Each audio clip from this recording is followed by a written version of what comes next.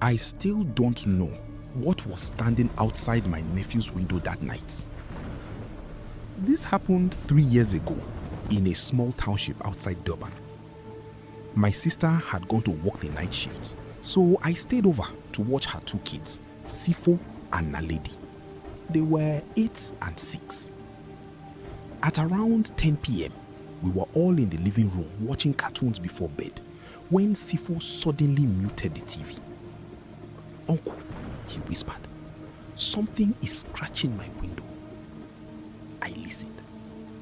Scratch, scratch, scratch. I laughed it off. We had cats around the neighborhood all the time. "It's just an animal," I said. But Sifo looked serious. "It called my name yesterday." I froze. "What?" He shrugged. "I heard it outside. It sounded like Mom." Kids imagine things all the time, so I told him not to worry. I tucked them into bed and stayed up scrolling through my phone. Then I heard it. Tap, tap, tap. It was coming from the kids' room. I walked down the hallway and opened the door. Naledi was asleep. Sipo was sitting upright in bed. "Do you hear it now?" he asked. The tapping stopped.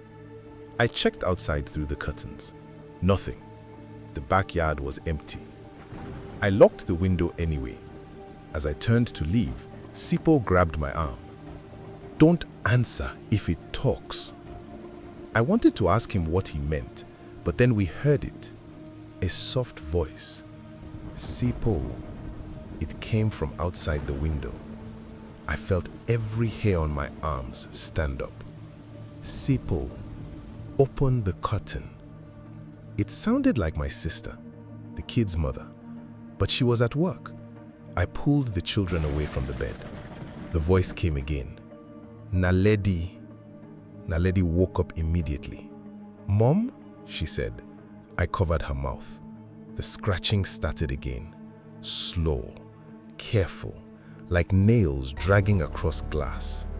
I called my sister. No answer. The voice outside became impatient. "Sipo," a wet little chuckle right below the window.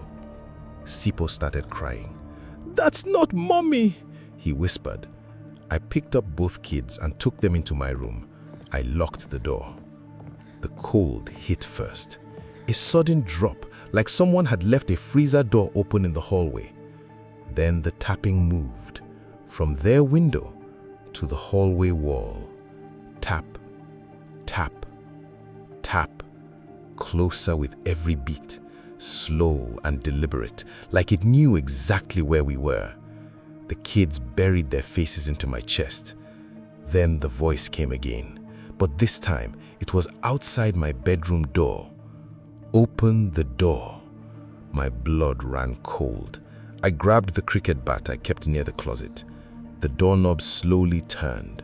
Once, twice, then it stopped. Silence. I don't know how long we sat there. 10 minutes, maybe an hour. Then my phone rang. It was my sister. I answered immediately. Before I could speak, she said, "Whatever you do, don't let the children answer anyone calling them outside." I asked her what she meant. Her voice shook. My grandmother used to tell us stories about the tokoloshe. It copies voices, especially around children. I wanted to tell her I didn't believe in those stories. Then something slammed against the bedroom door so hard the frame cracked. Naledi screamed. I raised the bat. Another bang, then another. The children were sobbing. And then, nothing. No footsteps, no scratching, no voice, just silence.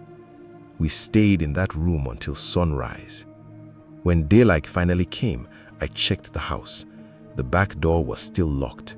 Every window was shut. There were no footprints outside.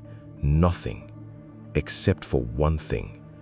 On the outside of Sipo's bedroom window, written across the dusty glass with what looked like tiny finger marks, were two words: Next time.